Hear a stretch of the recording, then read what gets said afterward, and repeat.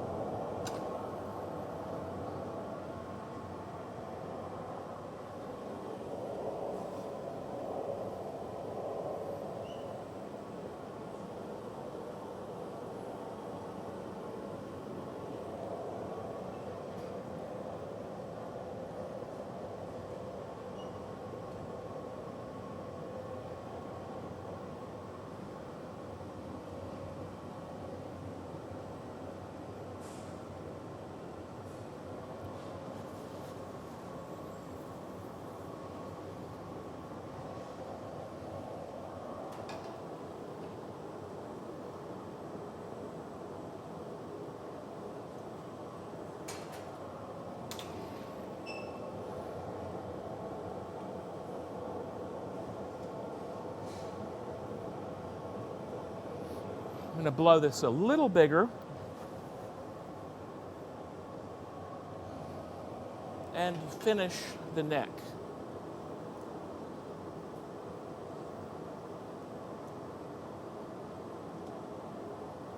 So there is my necked sphere. I'm going to reheat it, put the punty in,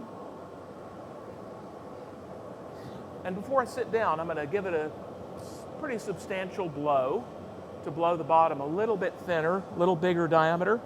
Then I'm going to touch the sides to make a little bit of cylinder. Then I'll reheat the bottom and flatten the bottom.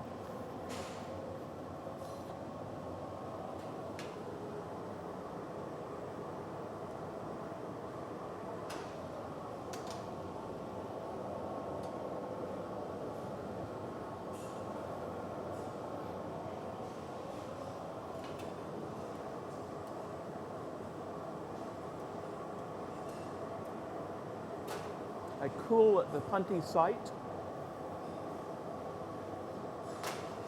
give it a flash, and transfer it to the punty.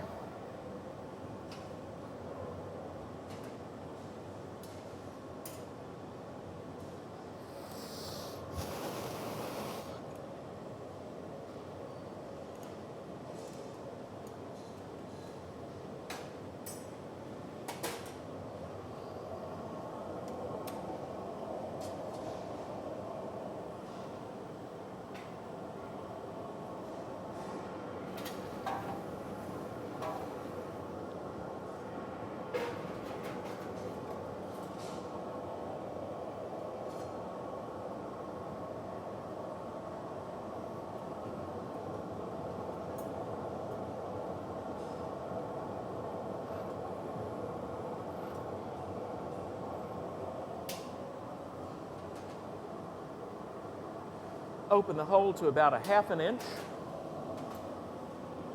reheat the shoulder. I'm going to use the exact same steps in all 4 of these demos so that you see that they transfer to different scales. Soffietta.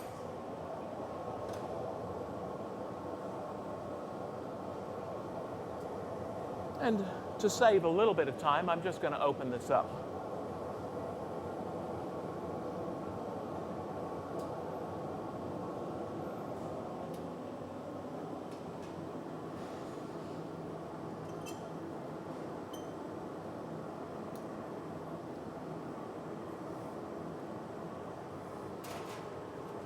Teeny cup.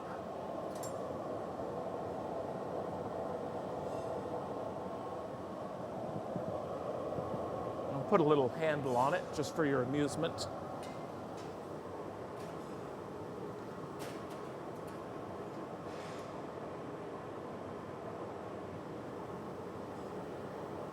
Ooh, what a nasty shear mark.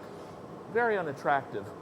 Well, the Romans figured out that you could avoid that nasty shear mark by casting off the excess glass.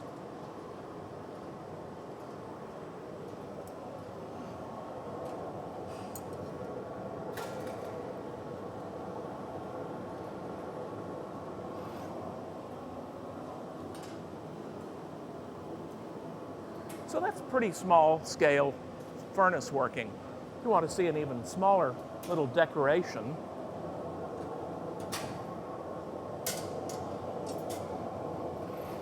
I won't do a chain and scroll in front of you because it takes days and days of practice for me to get good at it.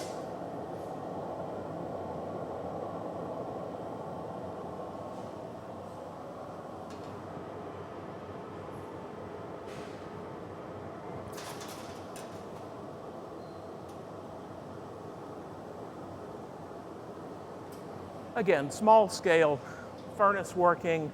That's the necked sphere method. Thank you. Thank you. Now, for contrast, I think we'll look at the small scale blow, yank, blow. And here I'll try to make something not half that size, but smaller.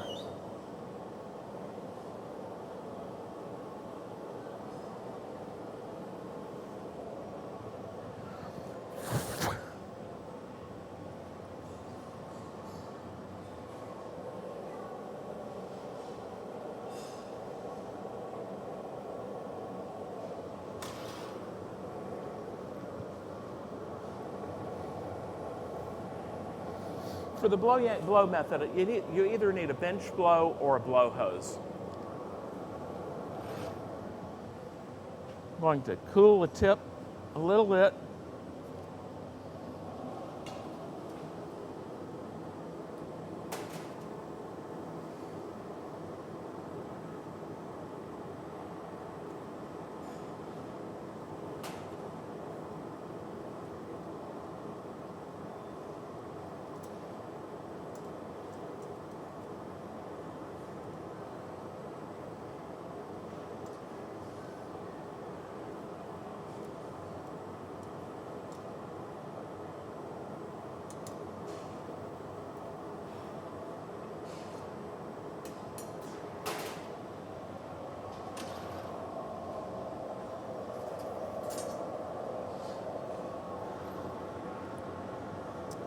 I'm going to touch the sides to make the sides slightly conical, and then I'll heat the bottom, flatten the bottom.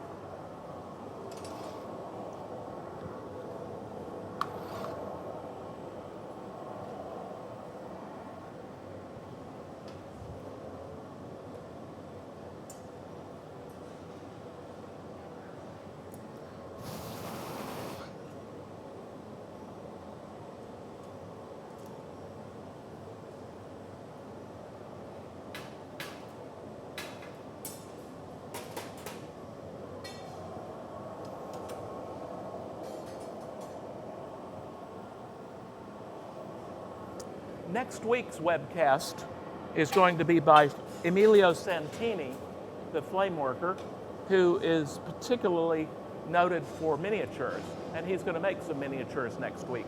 So we'll see that. Teeny flame working.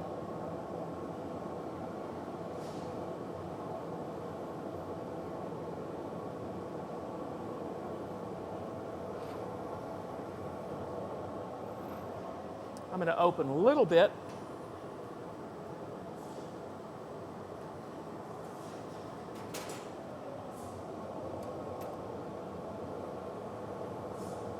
Reheat the upper shoulder and use the soffietta.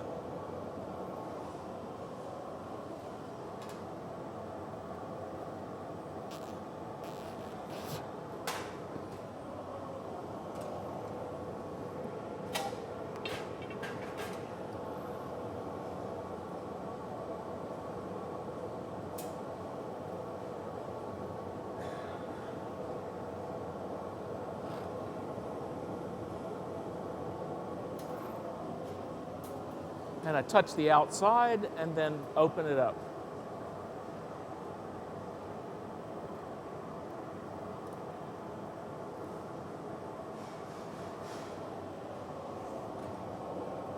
I'm going to reheat it, give it a heat treatment, and touch the outside just to make it a little smoother on the outside.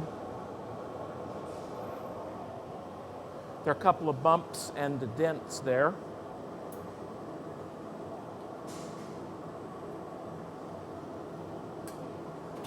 And why not a handle?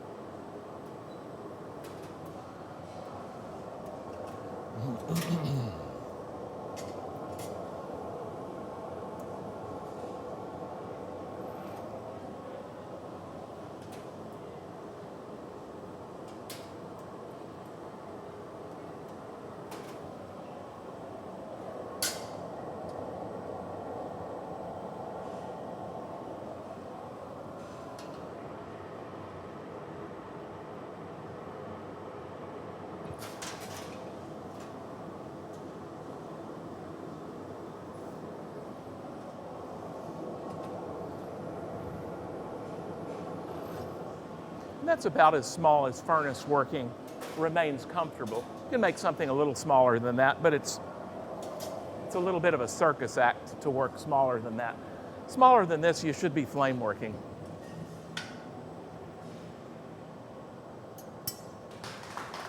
Thank you. Any questions at all? Any questions? Okay.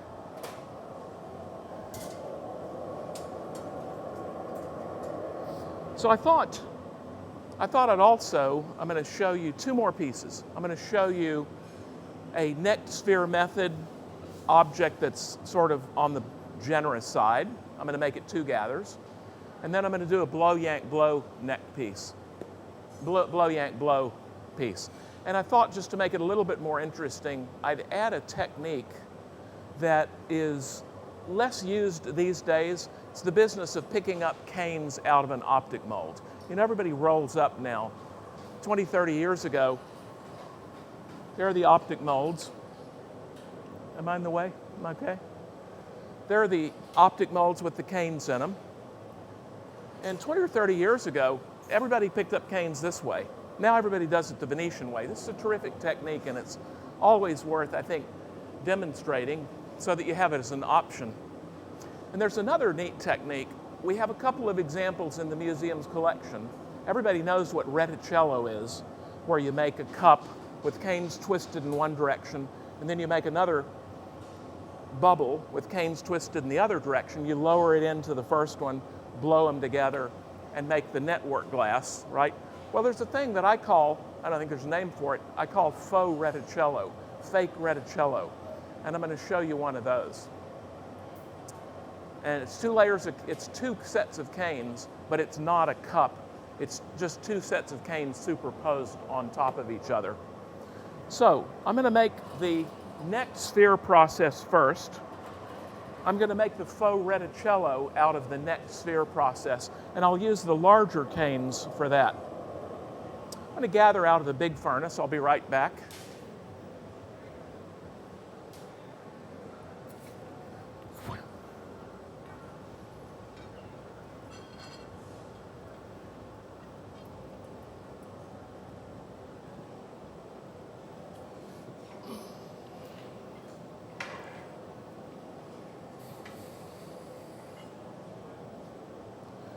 This is going to require 2 full gathers, but they're going to be small gathers.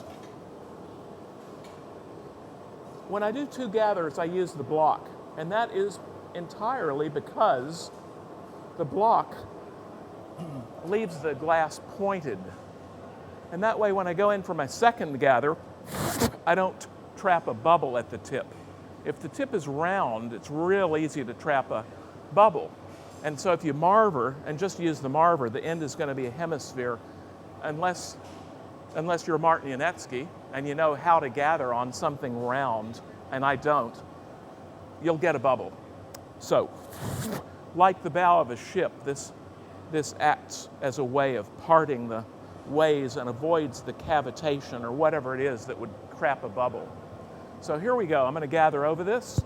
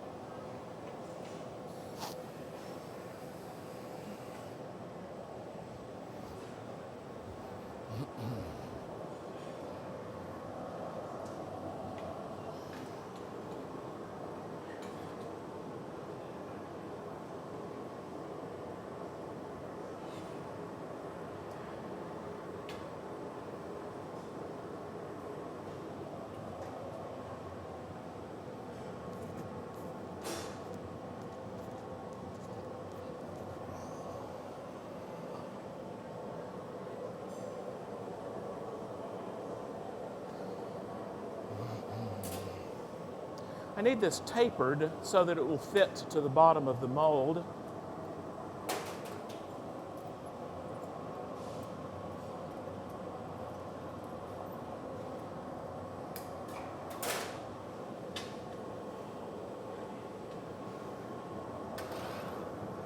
I'm going to use my blow hose so that when I lower this into the mold, I can blow to get the canes to stick to it.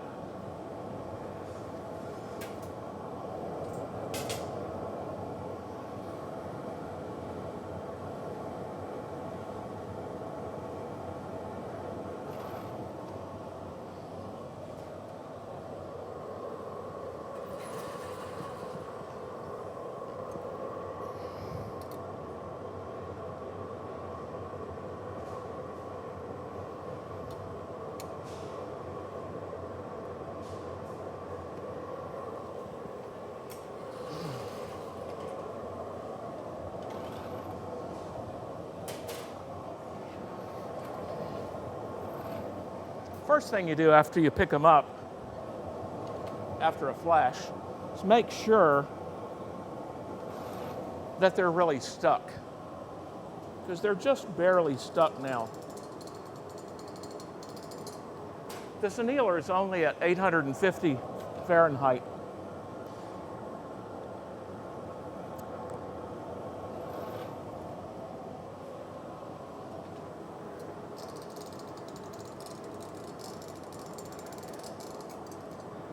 There we go.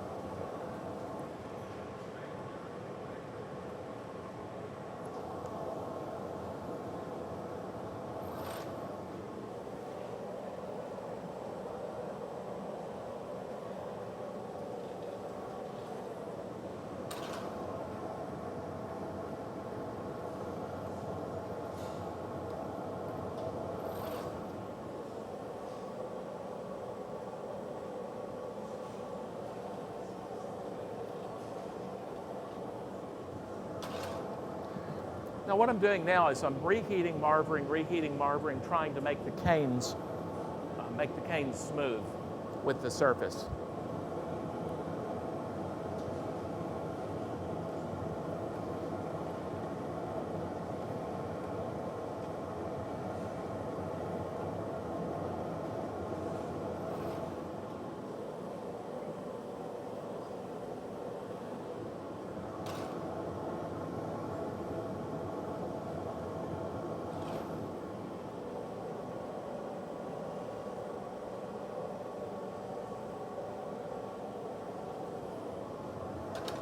I'm also trying to twist the canes really tightly.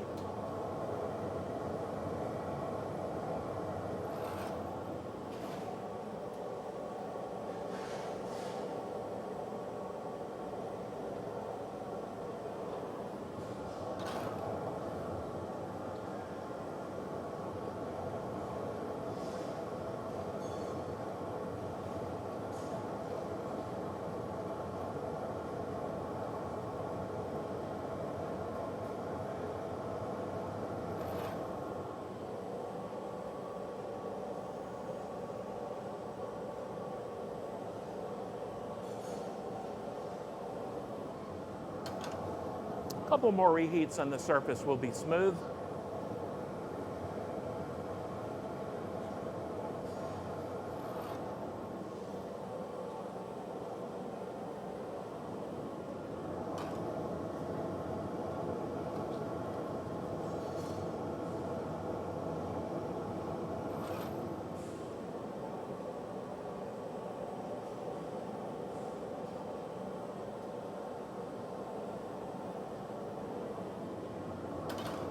And I have to have this twist really tight because in the Faux Reticello process, I'm going to have to untwist these canes when I twist the other ones because they're going to be twisted in different directions, opposite directions. So this has to be really tight.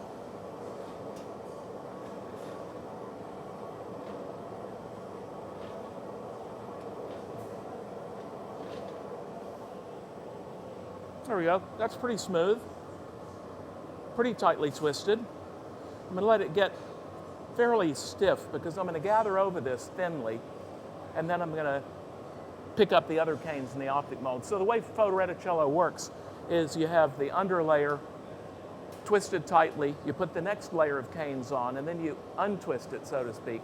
And visually, it looks about like Reticello. There are no bubbles like Reticello, true Reticello.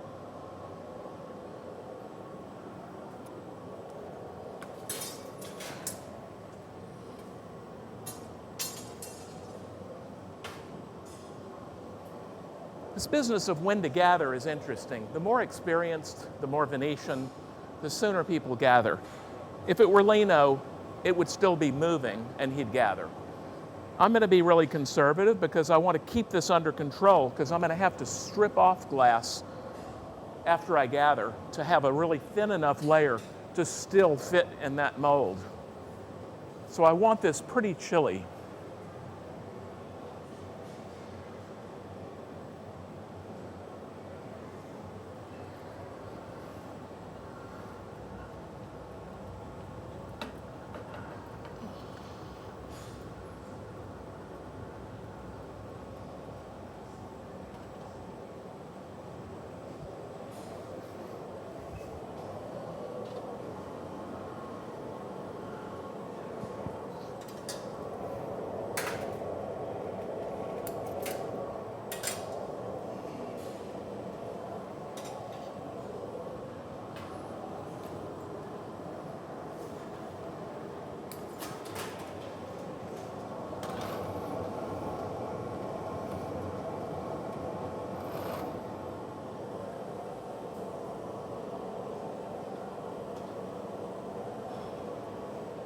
Miraculously, I didn't get any bubbles.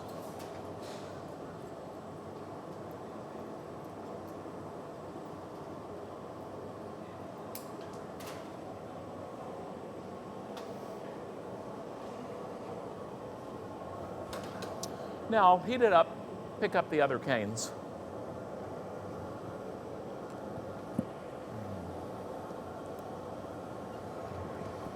And this is going to be the net sphere method.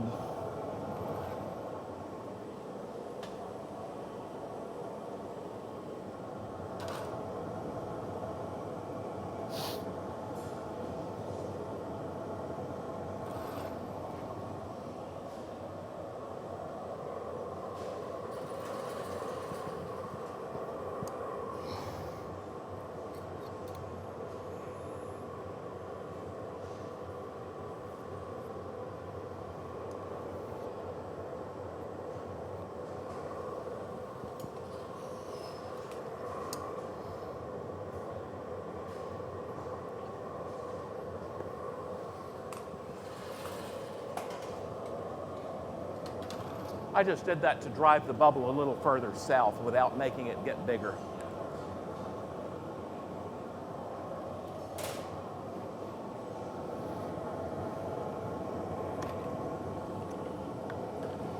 I'm going to be using the net sphere method, so to use the blow hose would really be cheating.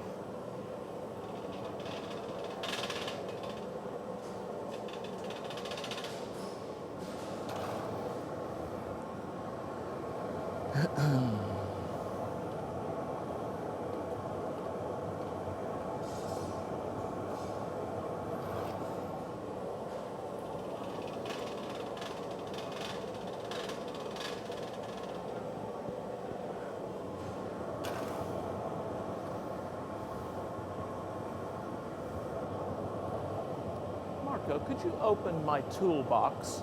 And I think there's a sock in it, a sleeve for my right arm.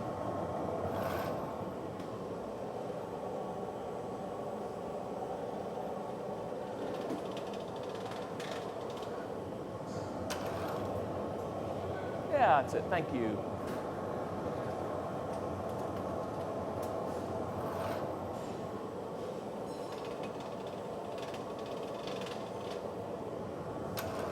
I was doing something slightly large a couple of weeks ago, and I got really excited, and I forgot that it was burning my right arm, so I really cooked my right arm.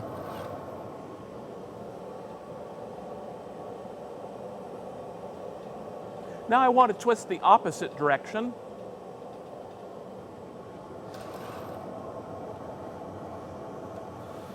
Could you hold that open so I could climb into it? Thanks. Thank you. Excellent. Thanks a lot.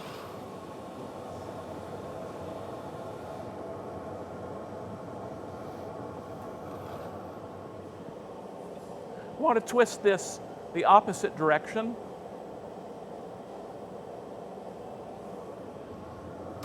Yes, this is untwisting the first ones a little bit, but they're so tightly twisted that it may not even be noticeable.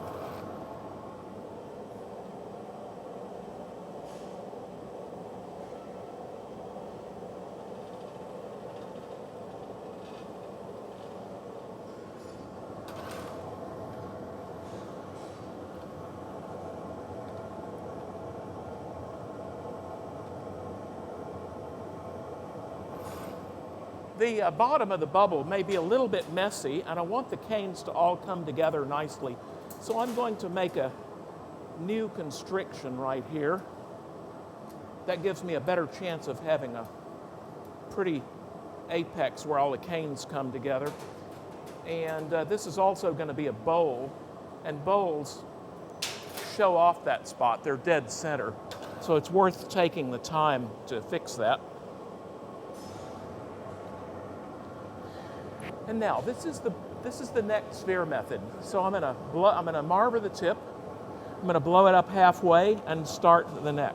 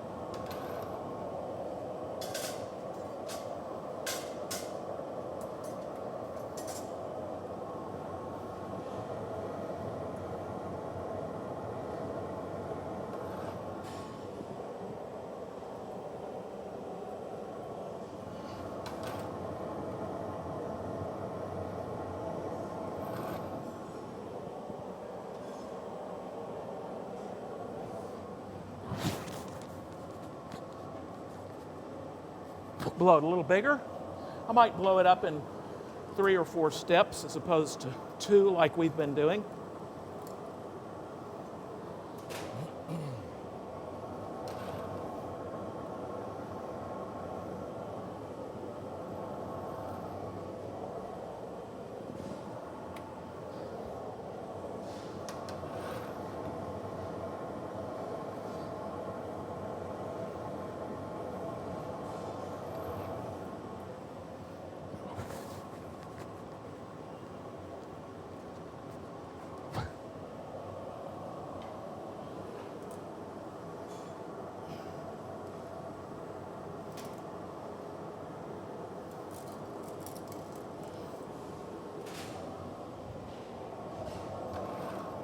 I'm going to blow it up a little bit bigger, then I'm going to transform the shape of the sphere to that of an oblate spheroid, a low, squatty shaped bubble.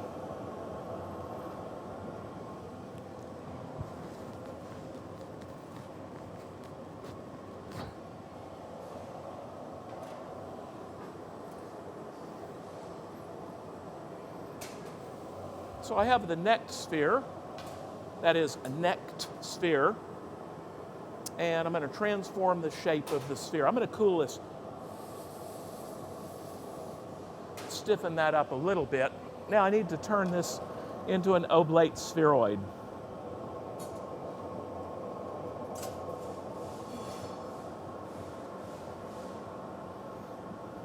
And this, by the way, is the typical Venetian way of setting up a bowl or a plate.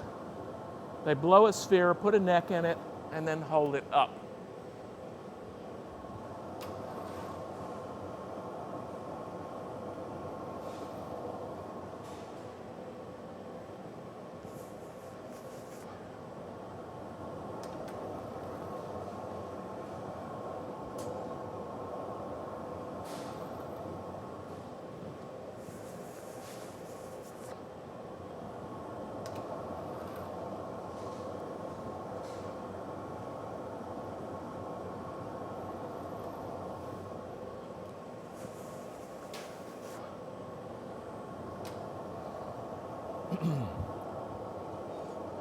I'll make a bowl sort of like that has the angles on its sides, typical of a dog food bowl, you know? Typical dog food bowl sides, and I'll make the edge flared. So here come the sides.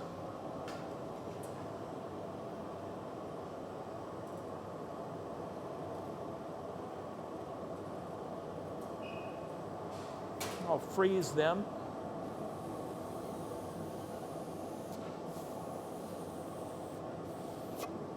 And flatten the bottom.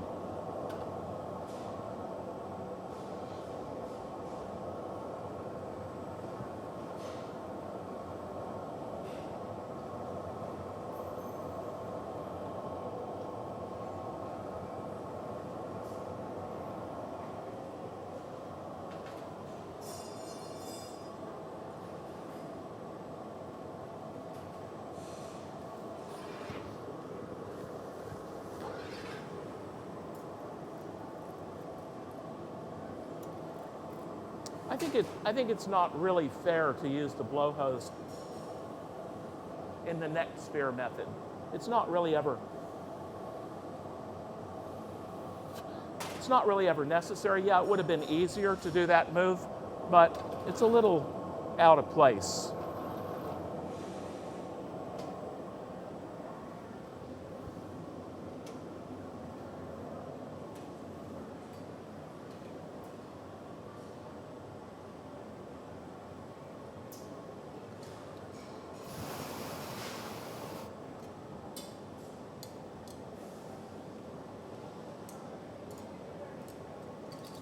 Bite, bite.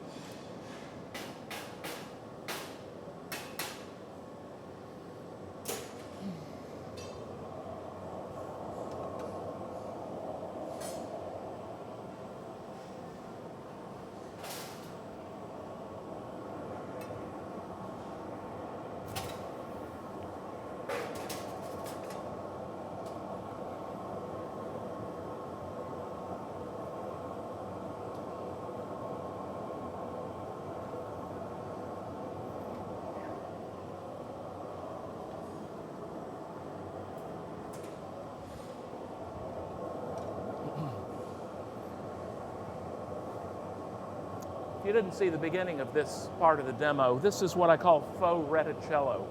It's two sets of canes twisted in opposite directions, but it's a different technique than the cup and the insert method that the Venetians typically use. This is two sets of canes. They're simply twisted in opposite directions, superposed, and it gives a kind of an appearance of Reticello.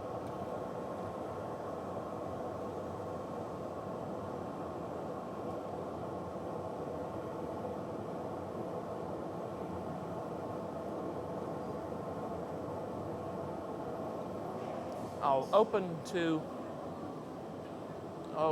an inch or so, maybe an inch and a half. With low shapes like this, typically you only use the soffietta one time, so it's best to do it with the hole bigger than an inch. And that figure, an inch, open to an inch, that's always relative. If it's a teeny object, you open it a little bit. If it's bigger, like this, you open it more. Obviously not so big that the soffietta won't fit, because I am going to use the soffietta here. Now I'm going to reheat the entire shoulder. And my plan is to use the soffietta to blow that out a little bigger and consequently a little thinner. My goal is to shape it. The thinning will come secondarily.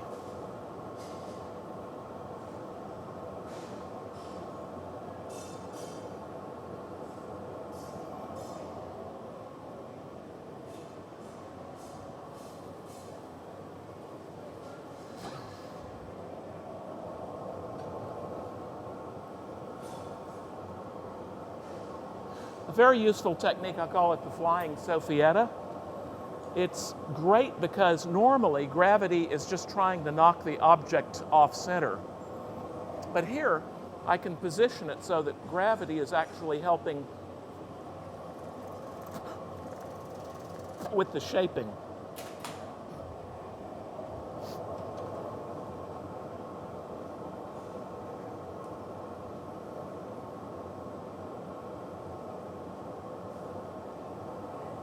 These canes are duro, and they're going to result in the edge when I open it, and I'm going to make a folded edge. It's going to result in a big scallopy edge.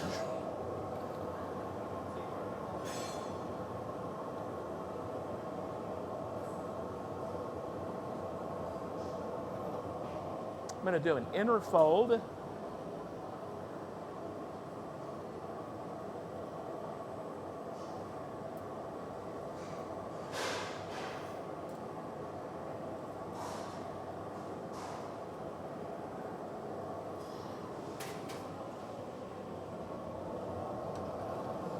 I need to make absolutely sure that edge touched all around on the inside. So I'm going to go inside again.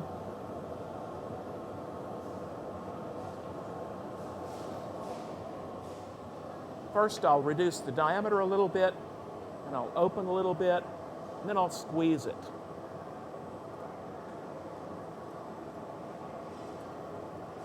Especially with canes that stand above the surface, it's really easy to have it not touch all the way around. And when you begin the opening process, if there's a gap, it's pretty much impossible to fix it.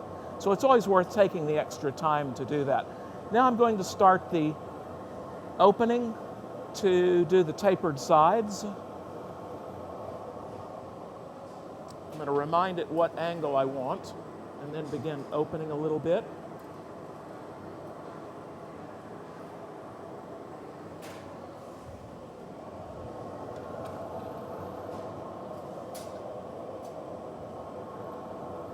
And so that I don't possibly hit the door, I'm going to take this off. This is called a day door.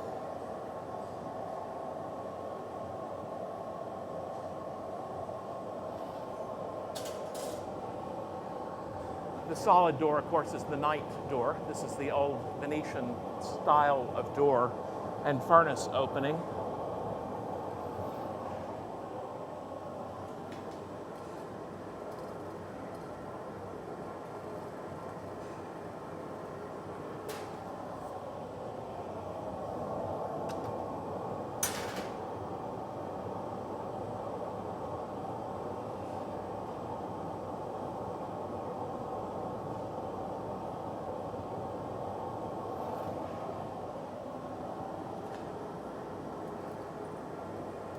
And if I want to heighten the fluted edge look, I do a little bit of opening with centripetal force.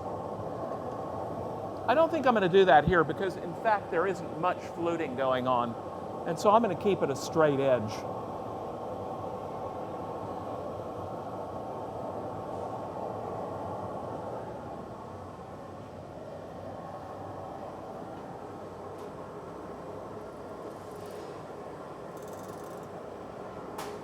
So there you have Faux Reticello, the necked sphere method. Thank you.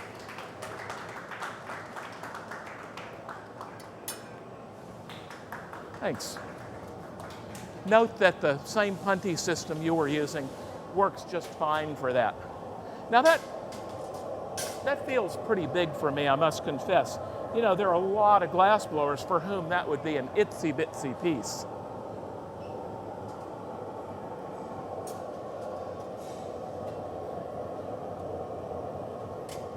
But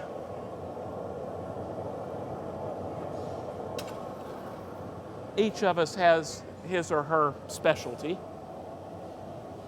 Mine is not big things. Now, the last thing I'm going to show you is a fairly big, not huge, but fairly big blow-yank blow. And it's going to have 20 canes, Duro. I'm going to pick them up out of the optic mold.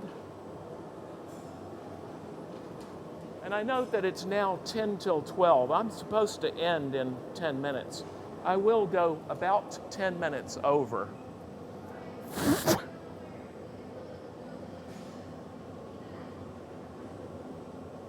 And thus, I think, demonstrating that the picking up canes out of the optic mold also has the asset that it's incredibly fast.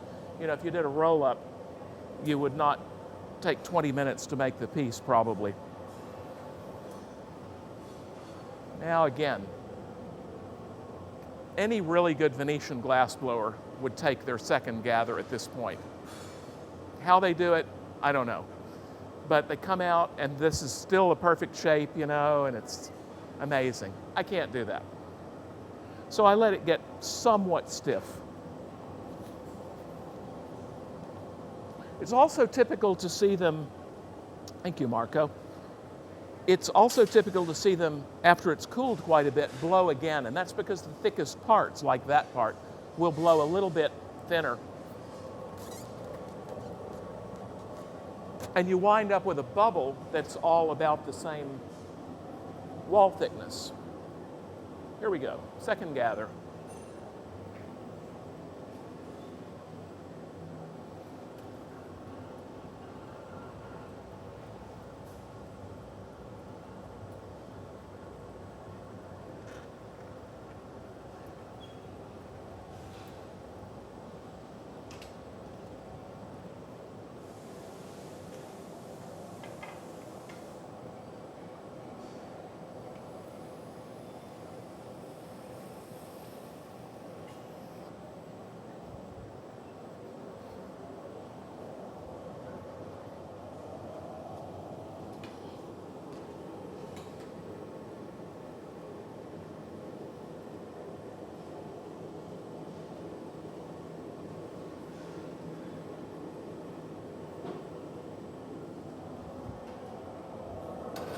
Always good to reheat after you use blocks. Gets everything the same temperature.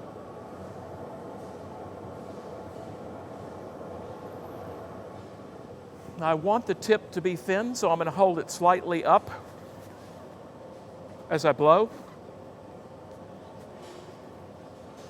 This is, after all, an optic molding procedure.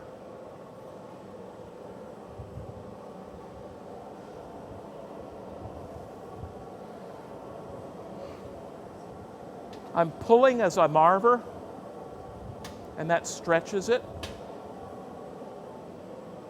I'm going to grab the tip and pull on that. Hold it up so that this stays thick. Sorry, not thick, so that diameter stays pretty big.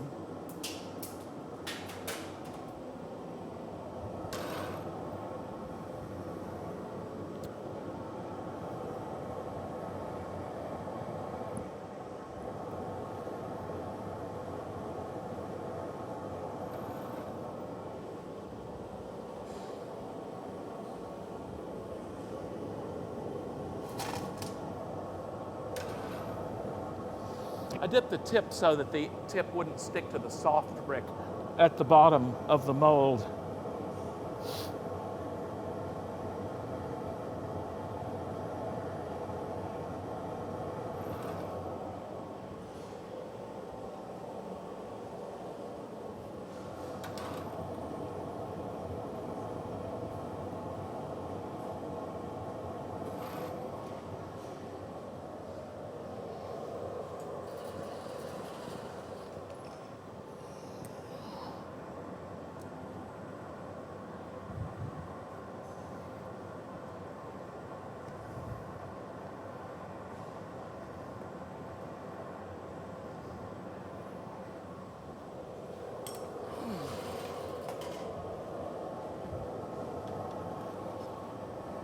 These are 20 canes,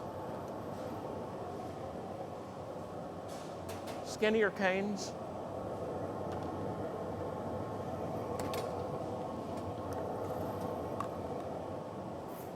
I want to make sure these are stuck on carefully.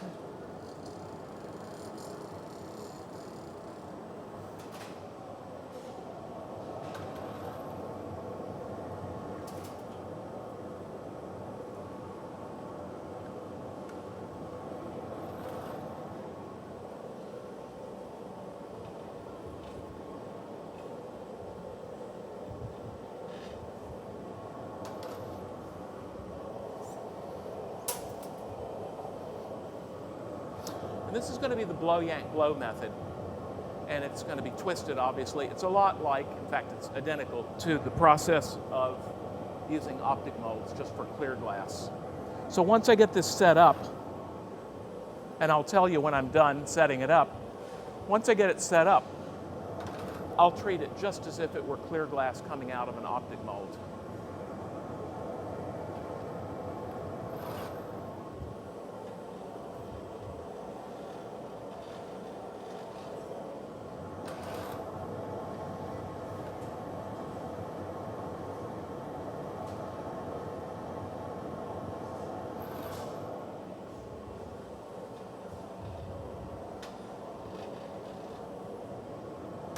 This is also Duro. That is to say, the white is a really stiff, super opaque white. We've only had it in this country for, I don't know, maybe 10 years.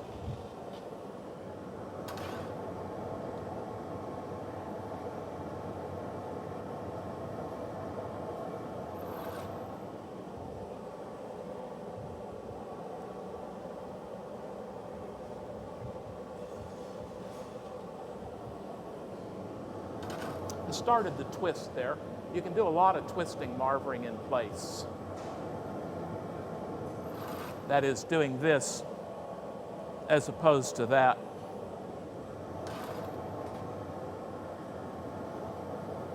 Now for blow, yank, blow to work, the end, the tip, has to be chilly and thick.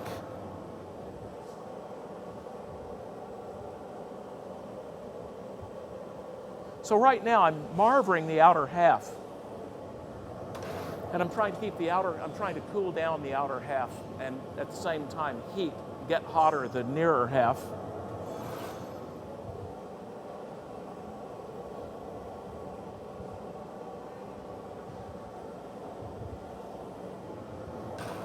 And so that the bottom really stays stiff, I'm going to give it a quick dip in water.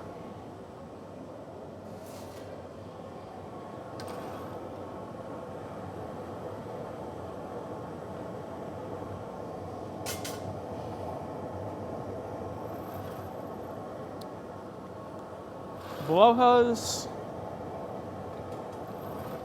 and grab it, pull, twist, blow.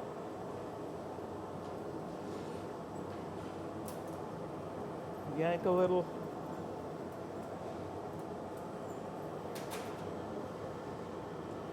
Start the neck, blow a little.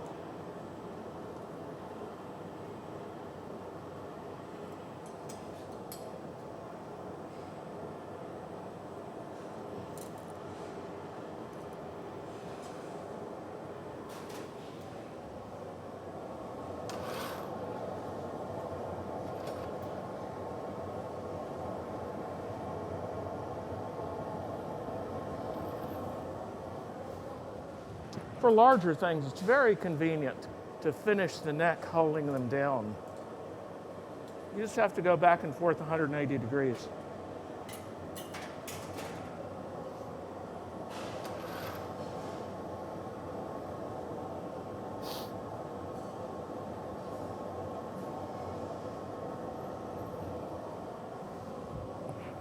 Just going to make sure my neck is skinny, my shoulder is tapered.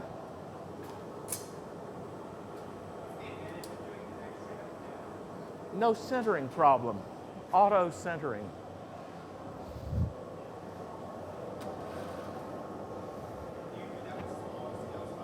I don't. Not enough mass for gravity to have that much effect.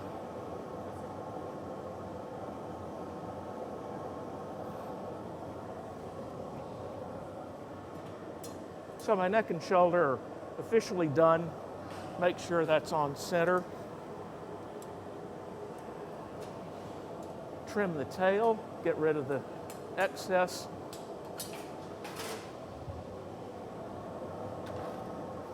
And I'm going to turn a little bit of this diameter into height.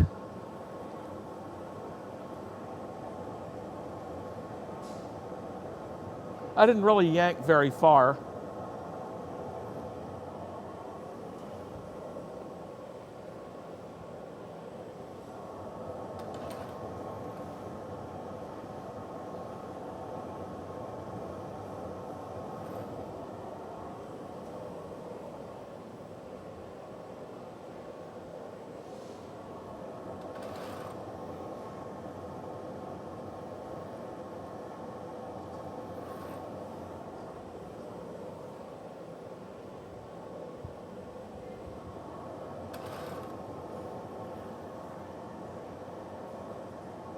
Now I'll straighten the sides, set the angle of the taper.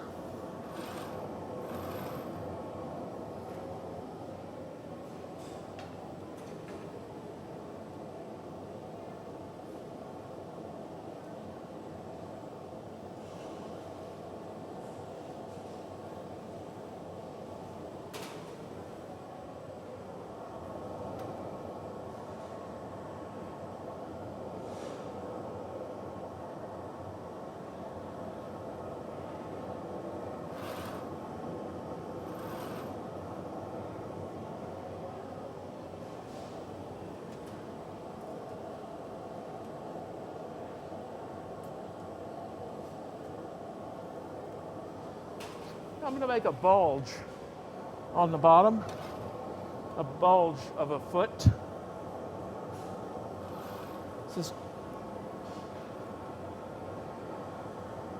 Before I do that, I'm going to straighten sides a little bit. There's a dent right there I don't like. I'm going to fix that.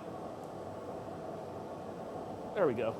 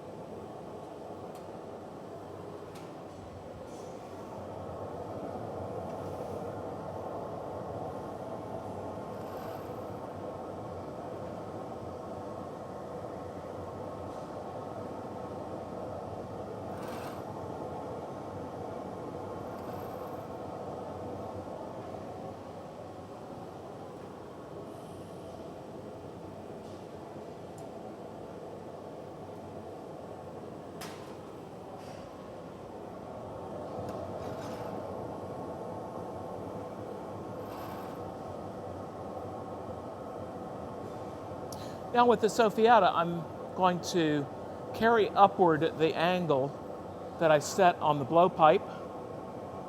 So I want this first reheat for the Soffietta to be fairly deep because I want to inflate all that a teeny bit. So that looks pretty good. This is cooling, this is still hot. So I can blow a third time and it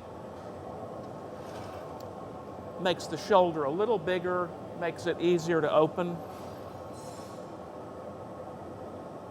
Second greatest invention in the history of glassblowing, Soffietta. Obviously the blowpipe is the first.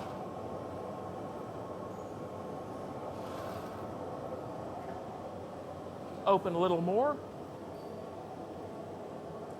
Touch the sides to keep them from blowing out, Soffietta. And I'll do the final opening.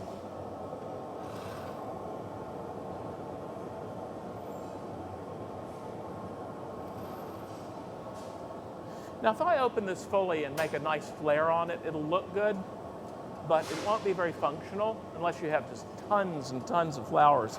So I'm going to give it an opening that's typical of Chinese and then Japanese and Korean ceramics. I'm going to give it a flare with that'll have a constriction below it.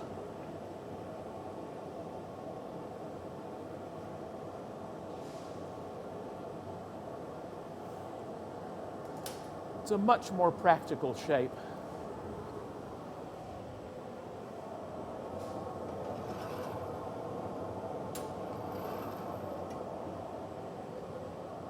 So there we have little pieces made by the neck sphere method and blow, yank, blow, and then a couple of larger things made by the neck sphere method and blow, yank, blow. Now, of course, keep in mind, there are people like across the way, George Kennard, famous for doing large things. This would be a small piece for him, but for me, it feels pretty big. Anyway, two processes, two different, slightly different results.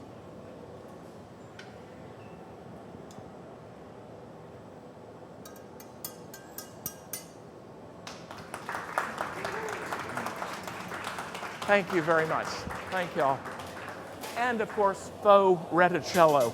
And Faux Reticello is pretty interesting to me right now because I'm beginning to think maybe Faux Reticello is a 19th century invention. The objects that I've studied that are said to be 16th or 17th century, that may be a misunderstanding. So Faux Reticello, this business of the appearance of Reticello without the real thing, it might be a 19th century invention and it might be a great diagnostic tool for identifying such pieces as not old, but later. Anyway, thanks for watching. Hope you enjoyed it. Thanks very much.